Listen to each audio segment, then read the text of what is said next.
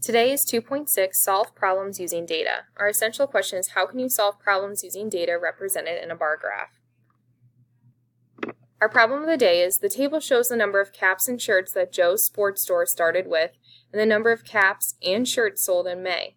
So here on the bar graph we have caps starting at 457 and they sold 195, and then shirts 681 and then they sold 203.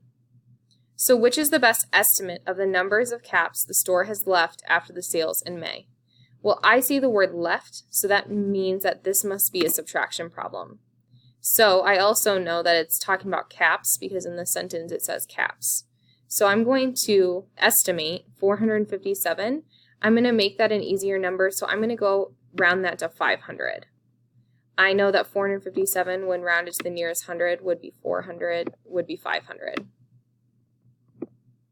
Next I'm going to subtract, but I know 195 is really hard to subtract mentally in your head. So I'm going to take 195 and I'm going to round it to the nearest hundred, which would be 200. And I know 500 minus 200 is 300, so my answer would be 300.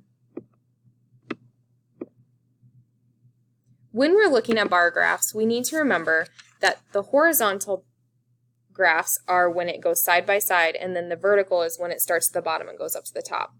This one is a vertical bar graph. The bottom shows the number of votes, the left shows the kind of pets, and then here in the key it has color-coded frog, hamster, lizard, and turtle. So how many more students chose frog than turtle? Well, we have 10 frog and 5 turtle, so the answer must be 5. With your own bar graph, I'm going to have you make a bar graph looking like mine that says cars in the parking lot, and you'll have 4 different types of cars: white, red, blue, and black. You'll use the numbers that are shown here, and you will make a graph like I showed right here. Make sure to turn this in to complete your video for the day.